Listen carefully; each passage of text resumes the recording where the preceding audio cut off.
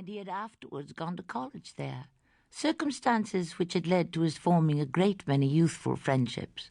Many of these he had kept, and they were a source of great satisfaction to him. After knocking at his aunt's door and learning that she was indisposed, he had taken a walk about the town, and then he had come in to his breakfast.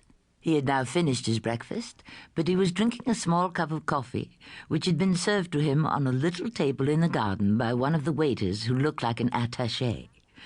At last he finished his coffee and lit a cigarette. Presently a small boy came walking along the path, an urchin of 9 or 10. The child, who was diminutive for his years, had an aged expression of countenance, a pale complexion and sharp little features. He carried in his hand a long alpenstock, the sharp point of which he thrust into everything that he approached, the flower beds, the garden benches, the trains of the ladies' dresses. In front of Winterbourne he paused, looking at him with a pair of bright, penetrating little eyes. "Will you give me a lump of sugar?" he asked in a sharp, hard little voice, a voice immature and yet somehow not young. Winterbourne glanced at the small table near him, on which his coffee service rested, and saw that several morsels of sugar remained. "Yes, you may take one," he answered, "but I don't think sugar is good for little boys."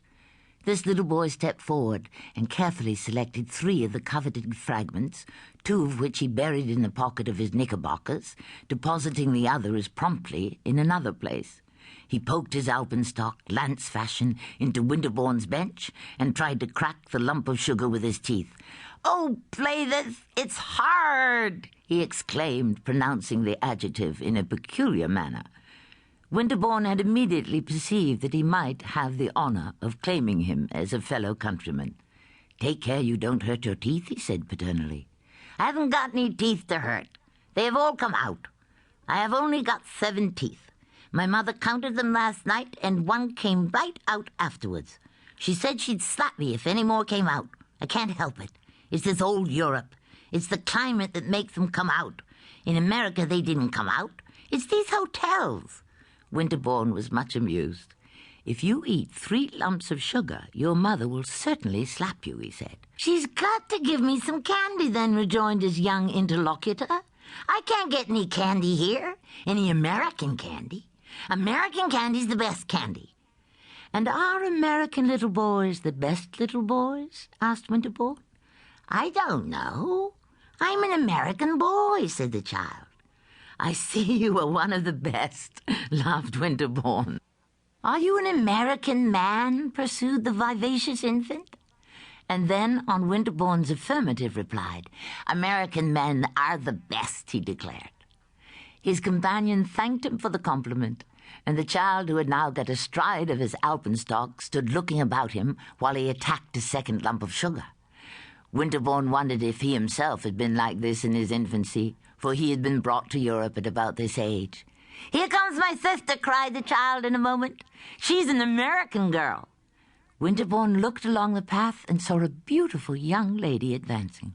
"American girls are the best girls," he said cheerfully to his young companion. "My sister ain't the best," the child declared.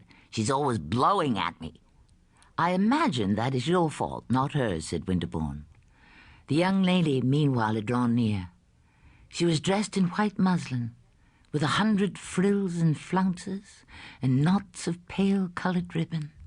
She was bareheaded, but she balanced in her hand a large parasol with a deep border of embroidery, and she was strikingly, admirably pretty. "How pretty they are," thought Winterbourne, straightening himself in his seat as if he were prepared to rise.